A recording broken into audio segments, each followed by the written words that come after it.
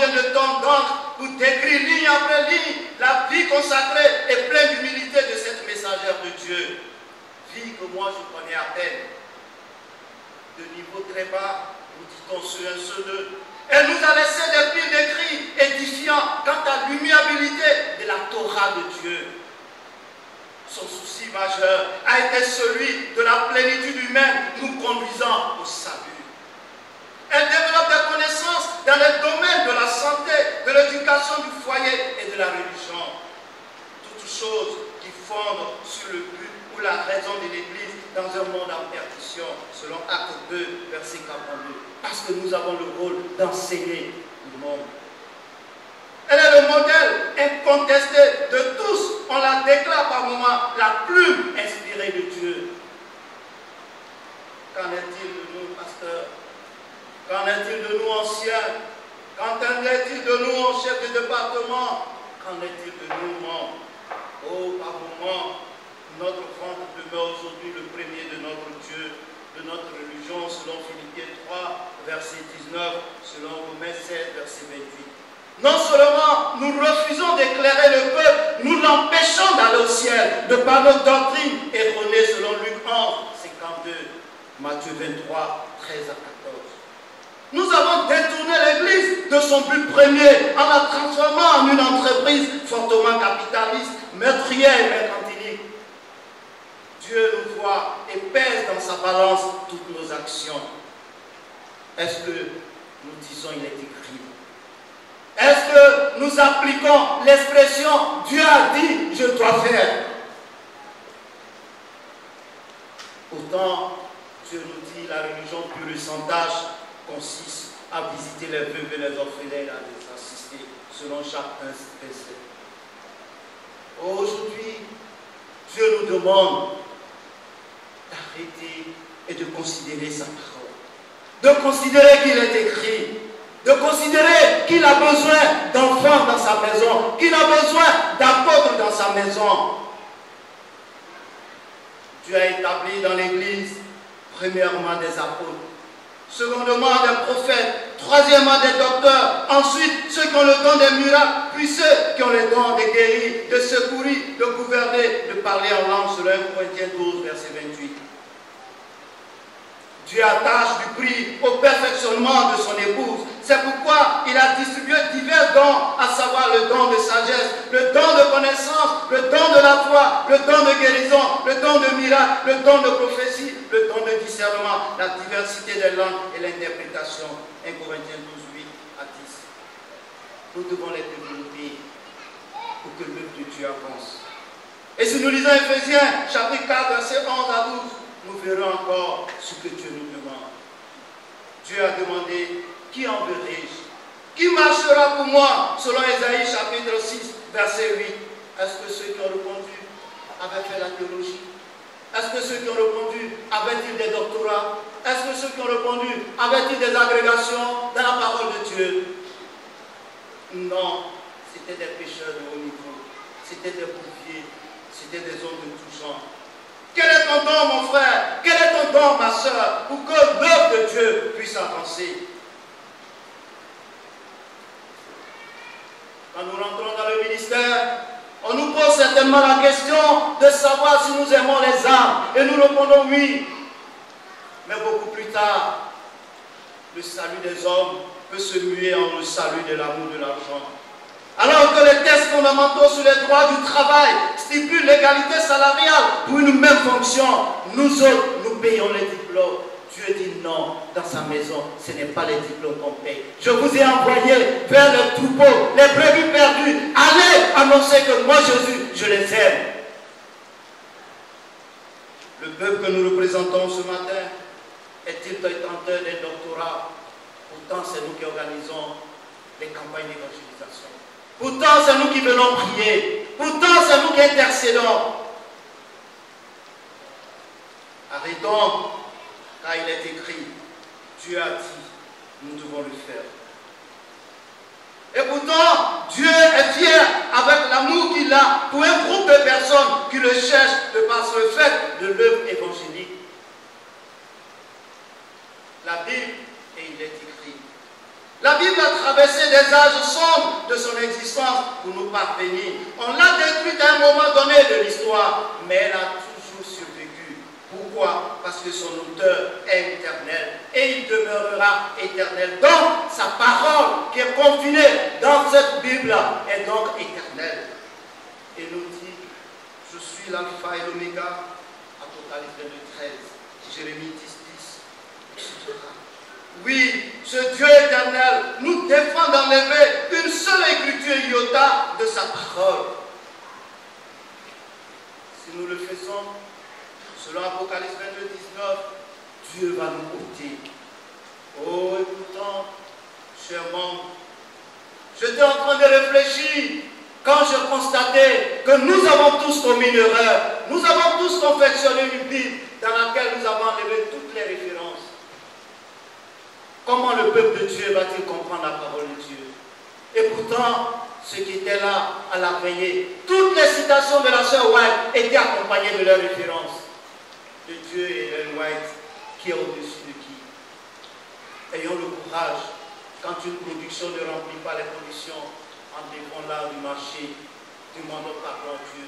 Si Dieu a permis aux prophètes d'écrire la parole de Dieu avec des références, gardons cette parole avec ces références, ne la détournons pas. Ne détruisons pas la virginité de la parole de Dieu. Ne détournons pas l'authenticité de la parole de Dieu. Il est écrit. C'est la parole de Dieu. Nous sommes là. Et un matin, un soir, je rentrais du travail. Quand sur ma table de prière, mon épouse me fait savoir que cette Bible, notre chat est parti et a commencé à griffer. Tout ce que j'avais sur la table, il n'a pas vu. Et c'est ma Bible que le chat a commencé à griffer. J'ai dit, bon, certainement, il avait raison. Parce qu'il y a beaucoup de choses qu'il fallait revoir. Oui, chers membres, il n'y a pas de Bible de pasteur.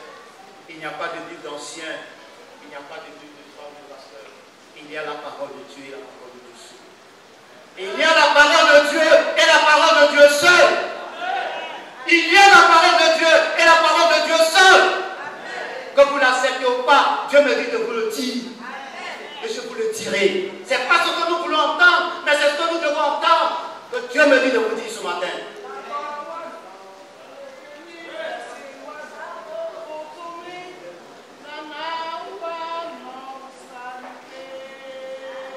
Parce que nous n'avons pas été des apôtres, parce que nous n'avons pas été des ambassadeurs fidèles, parce que nous n'avons pas été des messagers fidèles.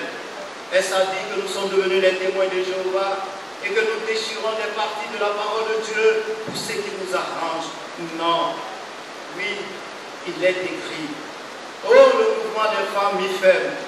Très souvent, nous vous voyons à l'œuvre, nous vous voyons faire des défilés, mais je ne pense pas que ce soit là ce auquel Dieu vous convie. Je vous appelle plutôt à être des femmes de valeur, à être des femmes qui évangélisent autour d'elles, à être des femmes qui annoncent l'évangile et non de marcher pour la violence.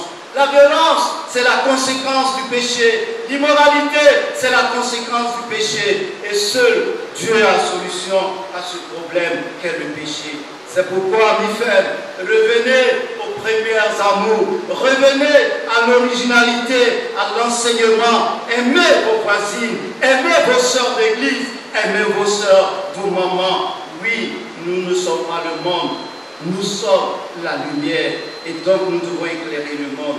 La grande mission du salut des âmes, c'est cela, à cela que Dieu nous confie.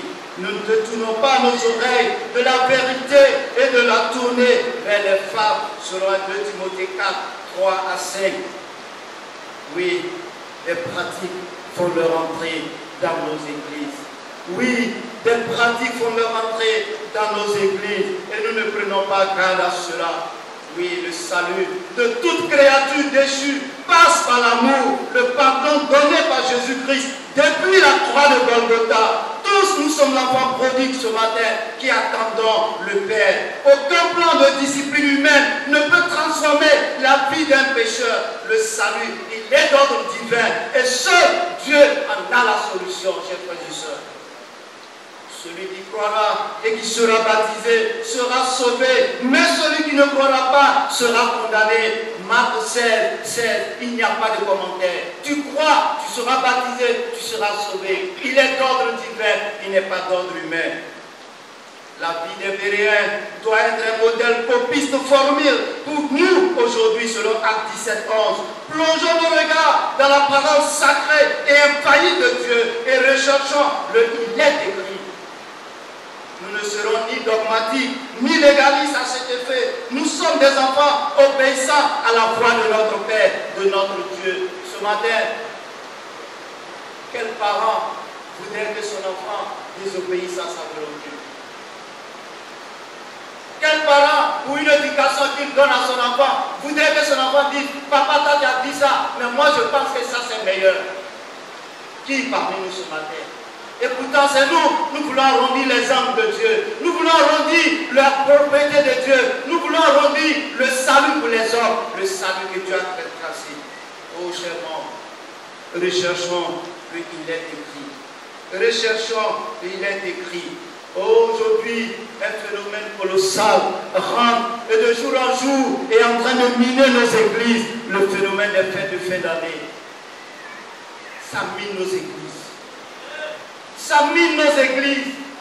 Et encore pire, on apprend dans les annonces qu'on ferme les services de Dieu depuis le 24 pour le prendre le 2.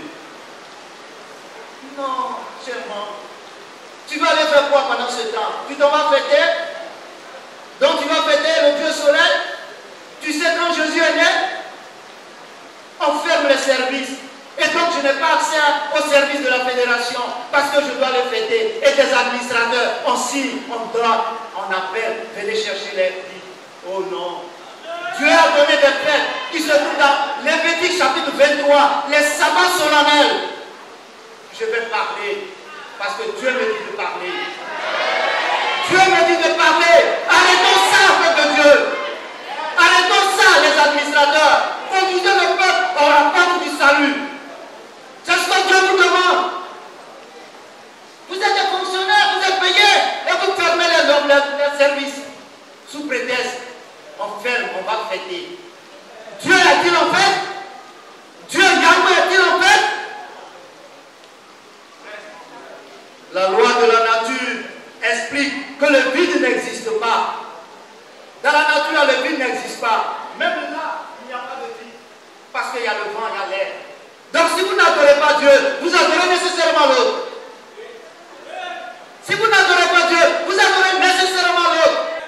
Selon Esther 3, verset 7. Ne détruisons pas le salut qu'a coûté la vie de Jésus sur la croix. Adventistes qui sont dans le service, les compromis, les émotions, disant on va évangéliser. Tu vas évangéliser quoi? Tu vas évangéliser qui? C'est nous adventistes, on fait une nomination, on dit non, c'est fin d'année. Fin d'année, ça c'est pour le monde. Les musulmans, aujourd'hui, vous recevez des SMS par mots pour dire le calendrier hébraïque lunaire, c'est temps. Le musulman, il respecte pour lui, il respecte son Allah. Et toi, tu ne peux pas dire, en tant que responsable, nous allons jusqu'à mars, mais vous nous enseignez quoi à l'église? La Bible nous qualifie de lumière du monde, mais non de ténèbres. Matthieu 5, 14. Nous fermons les portes de nos institutions, comme je le dis. Oui, c'est pas bien, chers membres, c'est pas bien, chers administrateurs. Les jours sont consommés alors que le devoir nous attend. Est-ce que nous constatons cela chez ceux que nous pointons du doigt? La Bible nous dit qu'il est, il contrôle toutes choses, selon Psaume 46, verset 11. Oui, un phénomène encore qui est encore de cours dans notre milieu. Aujourd'hui, le monde est régi par un certain nombre de familles. Si tu n'appartiens pas à ces familles, tu n'as pas de poste ici, tu n'es pas nommé ici. Et c'est en train de prendre l'église adventiste du 7e jour. Qui est derrière lui? Qui est derrière elle? Pour qu'on puisse l'embaucher à l'église, à la fédération. Très souvent, même les affectations des pasteurs sont soumises encore à qui est derrière. Encore, nous serons dans ça.